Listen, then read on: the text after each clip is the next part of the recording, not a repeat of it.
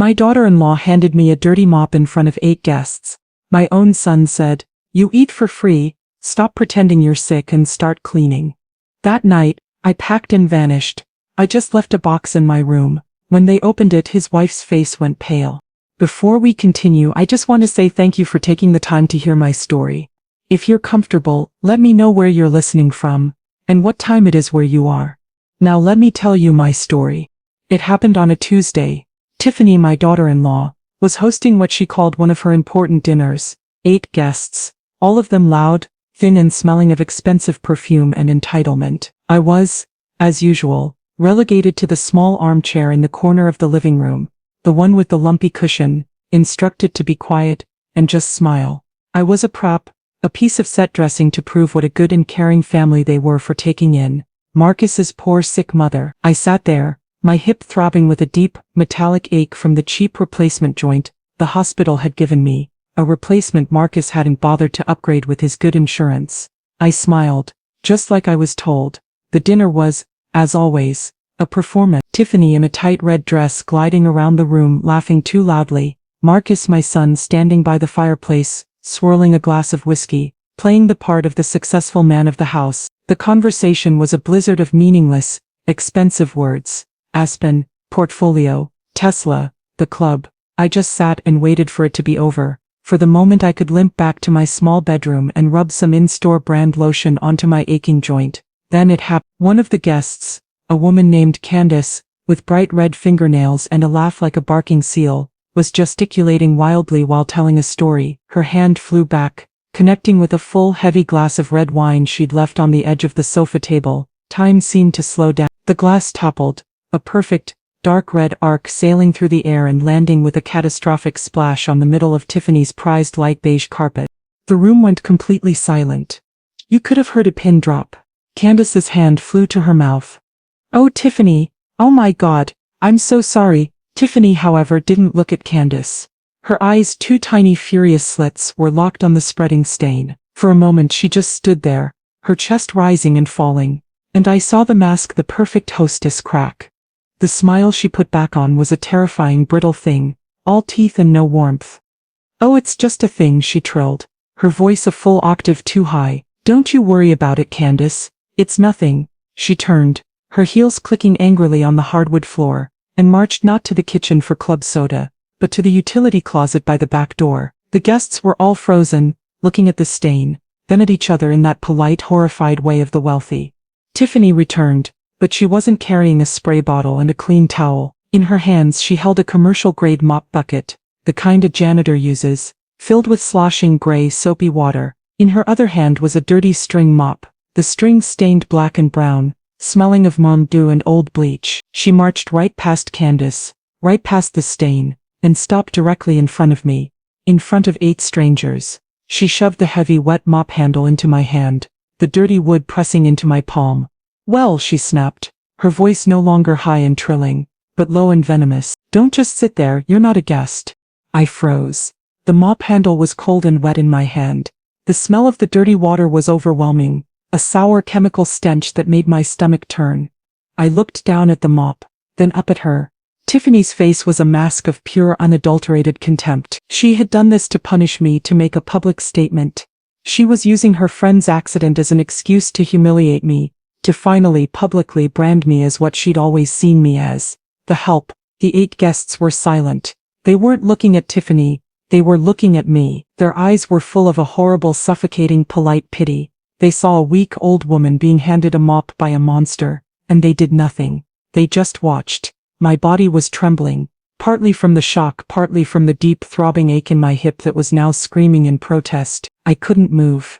I couldn't speak. My entire life I had been a person of authority, a director of nursing, a woman who commanded respect, and now I was being told to swab a floor like a scullery maid in front of an audience. I looked for the only ally I thought I had left in the world. I looked for my son. Marcus was still by the fireplace, his back now half turned to the room, as if he could make himself invisible. He was staring intently into the empty, unlit fireplace, clenching and unclenching his jaw. He hadn't said a word. He hadn't moved. He was pretending it wasn't happening. "Marcus," I said. My voice was a small, trembling thing, I barely recognized. It was a plea. Please, son, stop this. Tell her no. Defend me. The room was so quiet that my small voice sounded like a shout. He winced, his shoulders tightening. He finally turned around, but he wouldn't meet my eyes. He looked at a spot on the wall, just over my head. His face was flushed, a deep, angry red of shame and cowardice. Marcus, I said again, this time with a little more strength. Tiffany, seeing his hesitation, pounced. Marcus, tell her, she snapped. Tell her we're not running a charity. Tell her to clean it up. Marcus closed his eyes. He took a deep breath, like a man about to dive into ice water. When he opened them, he still wasn't looking at me. He was looking at his wife, a desperate, fawning look, as if seeking her approval. And then he spoke. His voice was cold, detached, and full of an anger that was meant for me, for daring to put him in this position. Mom, Tiffany's right, he said, his words sharp and clear in the dead silent room. You eat for free. You live here for free. Stop pretending you're sick and start cleaning. We're tired of it. You eat for free. The words hung in the air, heavier and more toxic than the red wine stain on the carpet. Stop pretending you're sick. My son, my only son, the boy I had held, the boy I had raised, the boy whose fevers I had cooled, whose bones I had mended, whose college tuition I had paid. He had just invalidated my entire existence. He had just called me a liar, a faker and a freeloader, all to impress his wife and her 8 vapid friends. And in that moment, something inside me, a small warm thing that I had been protecting for a year, finally went cold. It was a click. It was the sound of a door shutting. It was the sound of the director of nursing, the woman who had managed a staff of 200 in a multi-million-dollar budget, taking the clipboard back from the emotional, grieving, hopeful mother. The pain in my hip didn't vanish, but it suddenly didn't matter. The trembling stopped. The fog of shock and humiliation evaporated, replaced by a cold, quiet, crystalline clarity. I was no longer a victim. I was an executive, and I was now managing a hostile termination. I didn't cry. I didn't scream. I didn't say, how could you? I simply analyzed. I looked at Tiffany, and I saw a deeply insecure, terrified woman who had just made a fatal miscalculation. I looked at the 8 guests, and I saw irrelevant, spineless jellyfish. And then I looked at my son. I really looked at him. I met his eyes, and he tried to hold my gaze, defiant and angry, but he couldn't. He looked away, his face crumbling because he knew what he had just done. He was a failed investment, a bad asset, a total loss. I had my answer. The test was over. I had lost a son, but I had gained clarity. I stood there, holding the mop handle for a long, heavy second. I let the silence stretch until it was a physical, uncomfortable weight in the room. Then, very slowly, I unclenched my fingers. I let the dirty mop fall from my hand. It hit the polished hardwood floor with a wet, heavy, satisfying clatter. Tiffany shrieked. A short, strangled sound, as if I had struck her. How dare you? You clean that up. I didn't even look at her. I turned my back on the guests. I turned my back on the stain. I turned my back on my son. And I began to walk. Eleanor, Tiffany screamed. Eleanor, you get back here. You don't walk away from me. I just kept walking. The limp that had been my constant companion for a year, the one they mocked, was suddenly gone. My stride was steady, purposeful. I wasn't a sick old woman. I was a director, and I was walking to my office to sign the discharge papers. I reached my bedroom, locked the door, and ignored the furious, animalistic pounding that began a few seconds later. I stood in the silence of my room, the pounding on the door a dull, distant thud. It didn't matter. Nothing they did on that side of the door mattered anymore. I was already gone. I went to my closet, a small, cramped space where my few sensible clothes were crushed next to Tiffany's out-of-season designer ski wear. Tucked in the back, under my old nursing conference tote bag, was an old, simple wooden box. It wasn't a safe.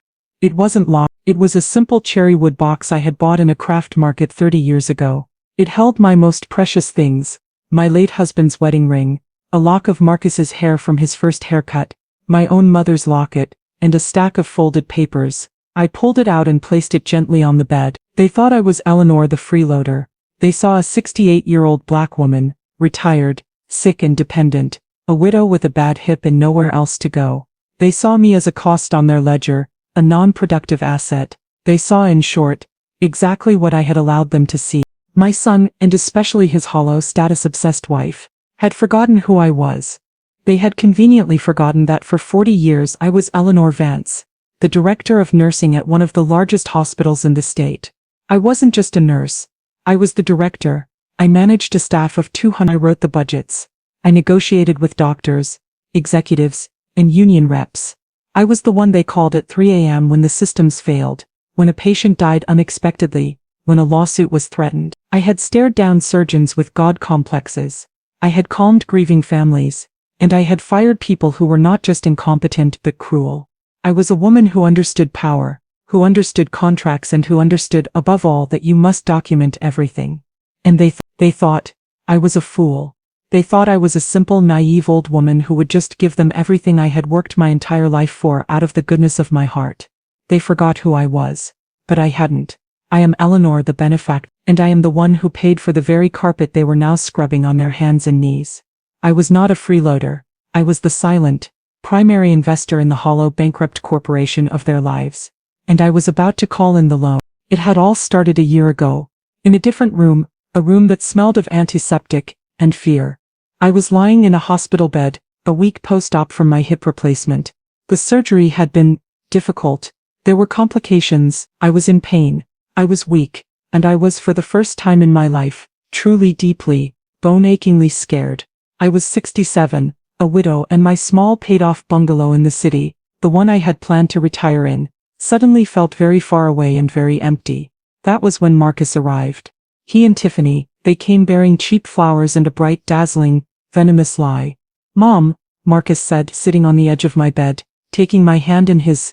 His hand was so warm, his smile so earnest. He looked just like his father, and I, in my weakened state, fell for it. "Mom, we've been talking, Tiffany and I. We're worried about you, all alone in that house. What if you fall again? Who would be there?" Tiffany, for her part, played the role of the loving daughter-in-law perfectly. She fluffed my pillow, her smile wide and full of teeth. "We want you to come live with us, Eleanor. We found the perfect house. It's big, it's beautiful. It even has a first-floor bedroom for you, so you'll never have to worry about stairs. It's a great investment, Mom," Marcus continued, his eyes bright with a salesman's fervor. "It's an amazing deal, but we're just a little short on the down payment. It's so big." I looked at my son and I saw the lie. I saw the greed in his eyes, the desperation. He wasn't worried about me falling. He was worried about my money. He was worried I'd spend it on my own care instead of giving it to him. But then he said the magic words, the ones he knew would break me. "We can all be a family, like we were meant to be. We'll take care of you, Mom. You took care of me my whole life. Now it's my turn to take care of you. You'll never have to worry about a thing." Oh, the siren song for a lonely, aging mother. "We'll take care of you." I was tired. I was in pain, and I wanted to believe him. I wanted to be near my son, my only family. I wanted to see him, to be part of his life. So I agreed. I agreed to sell my house, my safe harbor, my life's work. I agreed to drain my entire retirement account. I agreed to give them. But the director of nursing in my head, the one who had seen sons and daughters dump their parents in the ER and disappear, she was the one who made the real plan. I agreed, but I told him we had to do it by the book, for tax purposes. I told him we would have to see my lawyer. A director of nursing knows two things: people lie, and you must document everything. If it isn't written down, it didn't happen.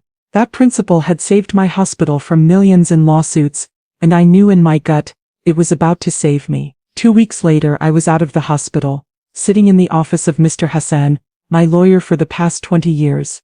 He's a sharp, quiet man, who doesn't believe in fairy tales. Marcus was there, bouncing his leg, impatient, already smelling the money. Tiffany was waiting in the car, claiming she didn't want to intrude on family business, when in reality she just didn't want to be bored by the details. "So, Mom," Marcus said, all smiles, "we're just signing the gift papers, right? For the bank." I smiled back. "Something like that, dear, for tax purposes. Mr. Hassan has it all drawn up." Mr. Hassan slid a thick, bound document across the desk. "Mr. Sterling," he said, his voice dry as paper, "this is a contract, a notarized binding personal loan agreement." Marcus's smile faltered. "A loan? Mom, I thought you said—" "Oh, it's just a formality, son," I said, patting his hand. "It's just so the government knows I'm not, trying to hide my assets. It's all by the book." He relaxed, but only slightly. Mr. Hassan, God bless his ruthless, efficient heart, did not relax. I will summarize the key terms for you, Mr. Sterling. Your mother, Eleanor Vance, agrees to loan you the sum of $400,000 at a 0% interest rate. Marcus's smile returned. Great. That's great. On one, Mr. Hassan continued, holding up a finger. Very significant condition. A default of care clause as specified on page 3, subsection B. The loan is contingent upon your mother, the benefactor, being provided with respectful care and lodging for the remainder of her natural life. This includes, but is not limited to, adequate food, medical support, and a safe and non-hostile living environment. Marcus waved his hand, already reaching for the pen. Yeah, of course, Mom. That's the whole point. We're family. Miss Sterling, Hassan said, his voice stopping Marcus's hand. You need to understand this clause. If at any time in the sole judgment of the benefactor, this default of care condition is breached, the loan, in its entirety, becomes immediately due in full. Furthermore, a punitive interest of 10%, accrued annually from the date of signing, will be added to the principal. Do you understand? Yes, I understand, Marcus said, annoyed. He just wanted the money. He would have signed anything. He grabbed the pen. God, Mom, so formal. It's me. He scribbled his signature on the line, barely glancing at the text. He signed his own death warrant. I signed mine. Mr. Hassan notarized it. We had a deal. I had my secret weapon. Marcus had his He had no idea that the copy he stuffed in his briefcase, the one he would lose in his desk and never tell Tiffany about, was just a copy. I, of course, kept the original. And it was right here in this simple wooden box. Wait. The first month was paradise. Tiffany was sickeningly sweet, calling me Mom, bringing me tea, fluffing the pillows on my new bed in my first-floor room. Marcus was attentive, asking about my hip, helping me with my exercises. The $400,000 check had cleared, and they were the proud leveraged owners of a 5,000-square-foot executive home in a gated community. I was their darling, their angel investor, their saint of a mother. Then the new furniture arrived. Then the landscaping was redone. Then the new his and hers luxury SUVs appeared in the driveway. The money was being spent, and as the bank account dwindled, so did their patience. The default of care clause wasn't breached with one grand, sweeping act of cruelty. It was breached by 1,000 tiny, daily paper cuts. It started with Tiffany's eye rolls. I'd be on the sofa, my hip aching after my exercises, and I'd ask for a glass of water. She'd let out a long theatrical sigh and roll her eyes, as if I'd asked her to carry me up a mountain. Can't you see I'm busy, Eleanor? She'd snip. The water is right there. Then came the gaslighting.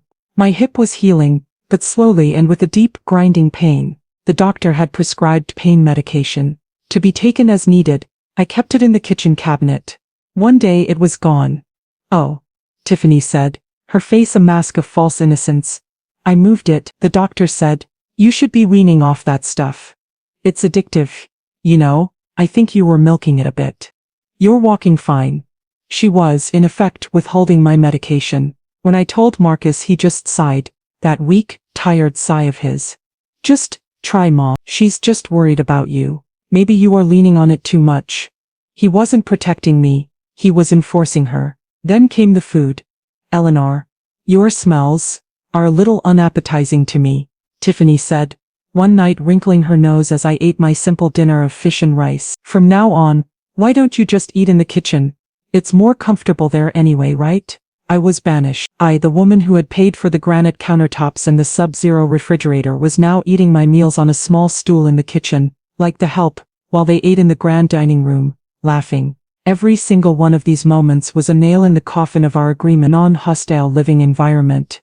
What a joke. I was a prisoner, and my son was my warden's weak, complicit assistant. Tonight, with the mop, wasn't the breach. It was just the final public, notarized proof of the breach. It was the last piece of evidence I needed for my case. I stood in my room, the pounding on the door from Tiffany now just a dull, pathetic echo. Eleanor, you open this door, you are not done here. I ignored it. I took my small, sensible overnight bag, the one I had packed just in case 6 months ago after the first time Tiffany lost my medication, and began to fill it. I was calm, methodical.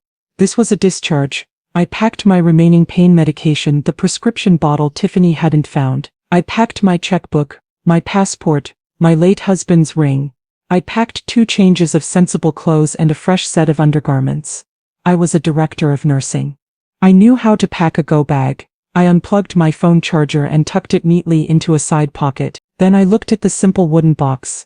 I took out the notarized contract and the original canceled check for $400,000. I placed them right on top of the other less important papers. I closed the box.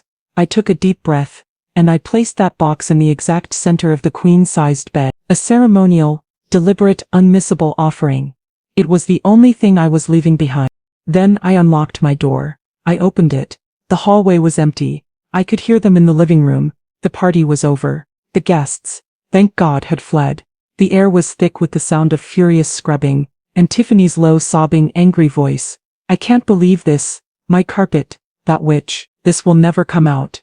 This is your fault, Marcus. You and your stupid mother. I heard Marcus's low, defeated murmur. Just scrub, Tiffany. Just scrub. I walked down the hall. My limp was present. The ache in my hip was real. But I didn't care. I walked into the living room. There they were. The happy couple. The man of the house and his perfect hostess. They were on their hands and knees side by side in a sea of pink wine-soaked foam, scrubbing furiously at the stain. The room stank of cheap carpet cleaner and desperation. They were so consumed by their status, the beige carpet, the physical proof of their wealth, that they had been reduced to this. They were the help now. I stood there for a full 10 seconds, watching them, 2 miserable trapped animals, cleaning their own cage, and they didn't even notice me. I walked right past them. I walked through the marble foyer. I opened the heavy front door, stepped out into the cool, clean night air and pulled the door shut, gently, behind me. I didn't slam it. I wasn't angry anymore. I was free. As I walked down the long paver stone driveway, a black car pulled up to the curb, its lights off. My prepaid car service, the one I had arranged on a private app weeks ago as my contingency plan. The driver got out. Mrs. Vance? He asked. Yes, I said, breathing in the free air. I am. The ride was silent. I didn't go to a shelter. I didn't go to a cheap motel. I wasn't a victim. I was a director. I had the driver take me to the Pembroke, a luxury long-term stay hotel in the city, the kind of place designed for executives on temporary assignment and wealthy divorcees. It was clean, it was anonymous, and it was expensive. I paid for the first 2 weeks in cash, a stash I had been pulling out, $200 at a time for the past 6 months.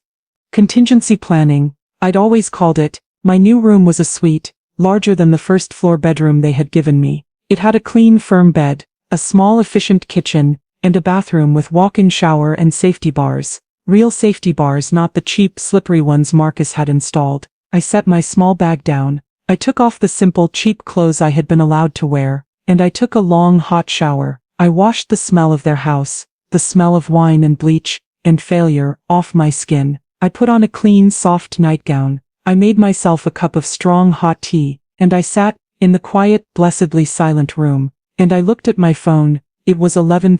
I knew Mr. Hassan, my lawyer, was an early riser. I also knew he'd take this call.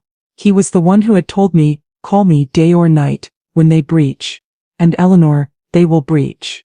I dialed his private number. He picked up on the second ring, his voice not sleepy but sharp and alert. Eleanor. Hello, Mr. Hassan, I said. My voice was calm, clear steel.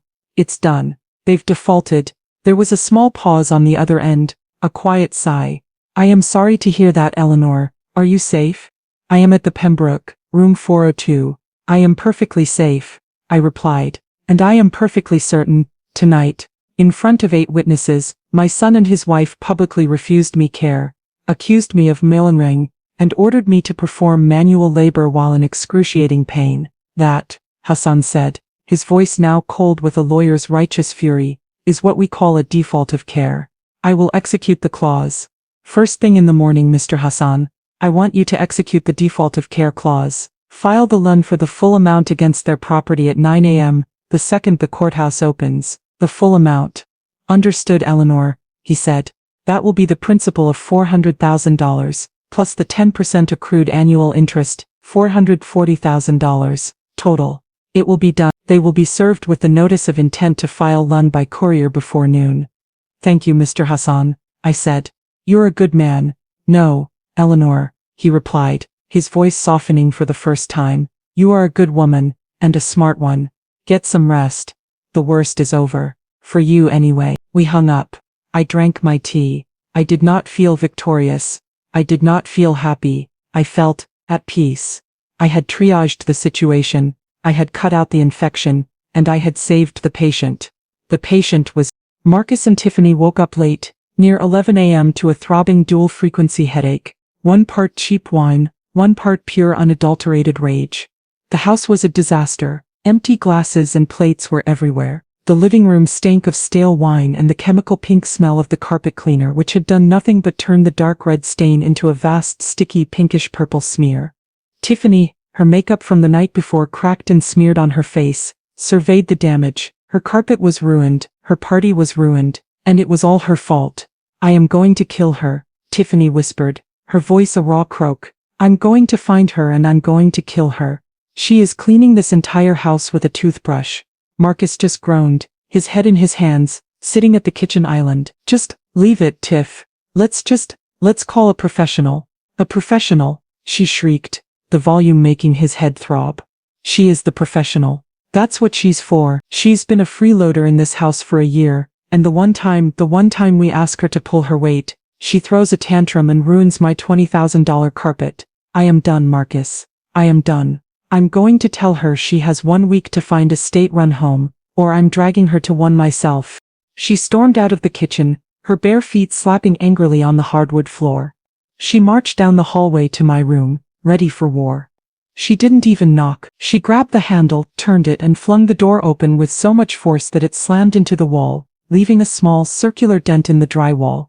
All right, you ungrateful old, she started, and then the words died in her throat.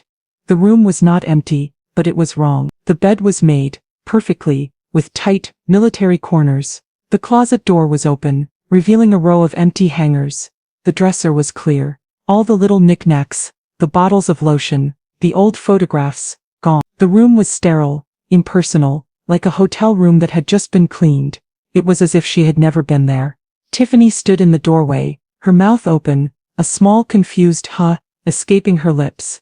And then she saw it. In the exact center of the perfectly made queen-sized bed was a simple dark wooden box. Marcus, she screamed, her voice no longer angry, but high and thin with a new strange note of confusion. Marcus, get in here. She's gone. Marcus stumbled down the hall, his face pale and blotchy. What do you mean, gone? He mumbled. She's 68 and has a bad hip. Where could she go? He stopped dead in the doorway, standing next to his wife, and stared into the room. He saw what she saw.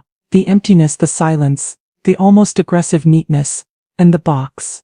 Tiffany, her rage now replaced by a greedy, suspicious curiosity, moved first. What is that? She said, pointing to the box. Did she leave us something? Is it money? Did she have a secret stash? She lunged at the box, as if it might disappear. Tiffany, wait. Marcus said, a new strange feeling of dread creeping up his spine. His mother was not a secret stash kind of person. She was a write a memo kind of person. This was not a gift. It was a statement. But Tiffany had already snatched the box off the bed. It was heavier than she thought. She fumbled with the simple clasp and threw the lid open. Her face fell, her shoulders slumping in disappointment. It's just papers, she said, her voice dripping with disgust. Stupid old useless papers. Who cares?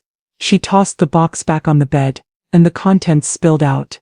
An old faded lock of blonde hair tied with a ribbon, a heavy gold man's wedding band, a small silver locket, and a thick folded cream-colored document. Tiffany didn't even notice the document. She was looking at the ring. Is that real? She said, her eyes narrowing again, her greed returning. But Marcus didn't hear her. He wasn't looking at the ring. His eyes were locked on the document. He had lost his copy. He had hidden it at the bottom of his filing cabinet under old taxes, a place he knew Tiffany would never look. But he recognized the font. He recognized the heavy bond paper. He recognized the raised blue-black ink of the notary's stamp. It was the original. It was the contract. Oh God, he whispered, his hands starting to shake.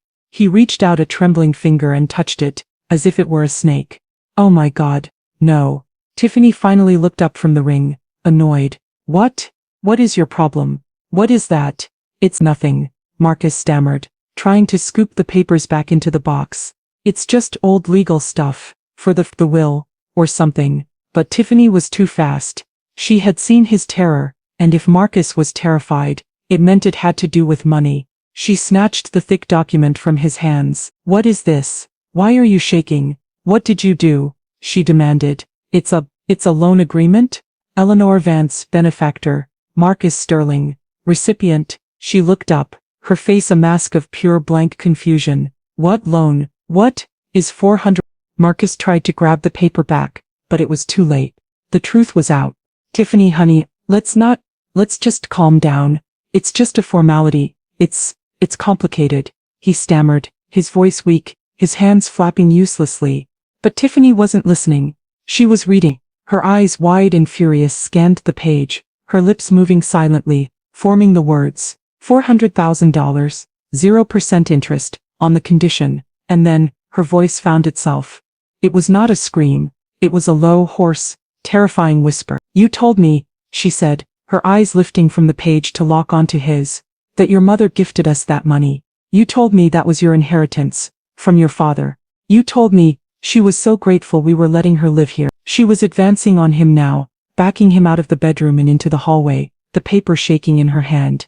You lied to me, Tiff baby. I did it for us, he pleaded, holding his hands up. It was a gift. The contract was just a stupid thing her lawyer made her do. It doesn't mean anything. It's not real.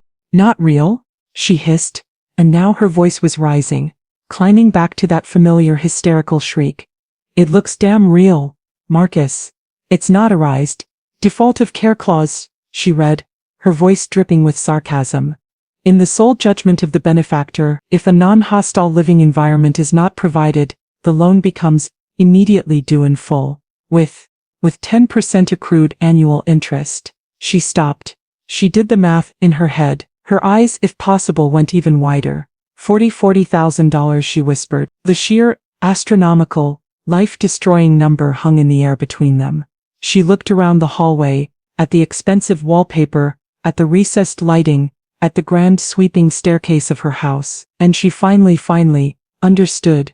This isn't our house, she said, her voice breaking. It's hers. We're not rich. We're tenants. We're debtors. Oh my God. And then the true, ultimate horror of the situation dawned on her. The one betrayal that cut deeper than any other. She looked at her husband, the man she had married, the provider, the successful executive, and she saw him for what he was. You're poor, she whispered. You're as poor as she is. You're a freeloader. And in that moment she didn't just hate him. She hated herself, for being tricked, her entire life, her social standing, her brand.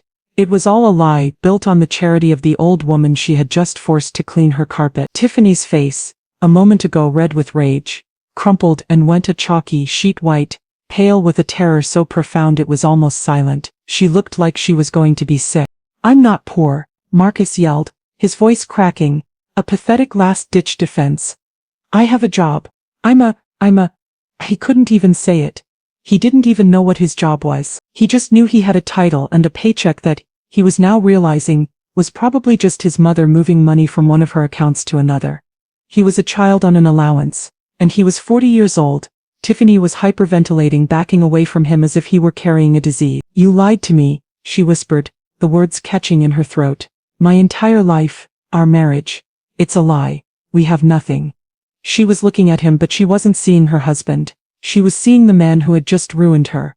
The man who had made her a fraud. Tiffany, no. We can fix this. Marcus pleaded, grasping at her arm. We'll call her. We'll apologize. We'll force her to come home. She's sick. We'll say she's not mentally competent. We'll get power of, she's a director of nursing, you idiot. Tiffany shrieked, ripping her arm away from him. She's probably more competent than our entire zip code. She planned this. She trapped us. And at that exact, perfect, beautifully orchestrated moment, the doorbell rang. The sharp three-note chime cut through the air, making them both jump. They stared at each other, frozen in their hallway of lies. Who is that?